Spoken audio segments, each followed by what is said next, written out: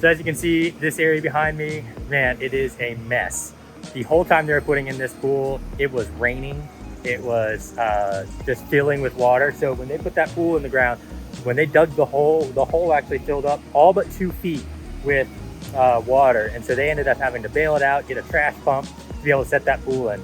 But thankfully, the way that we build these pools with river pools is they fill up all beside it with 57 gravel. So you can kind of see this 57 gravel is spilled out all over here. And then they pump it full of concrete. And then they put a drain. So you can see that box right there. That's not a skimmer. That's actually a drain pipe that goes way down underneath this pool. And you can drop a sump pump down in here. It's screwed in, so you can drop a sump pump down in here and you can pump out any of the groundwater so that this pool doesn't pop up out of the ground. So you can see from our white marks, we're about to do a patio here around it. So we're gonna connect the shed to the pond over there behind Danny. And then all this is gonna be pavers in here. And you can kind of see our lines, how we're giving it some curves, but just giving them a nice simple pool deck. There's gonna be a little bit of drainage that runs through here to just make sure that any of the water doesn't come up against the house. And you can kind of see our lines right here. It's a real simple kind of patio. I mean, it's a large one, but there's nothing too crazy complicated about it.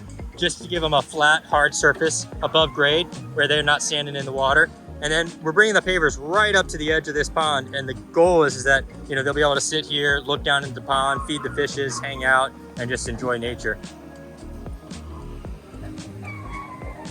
This pool is gonna look really great. We've got the gray coping in here right now, and then we've got it backed by gray pavers.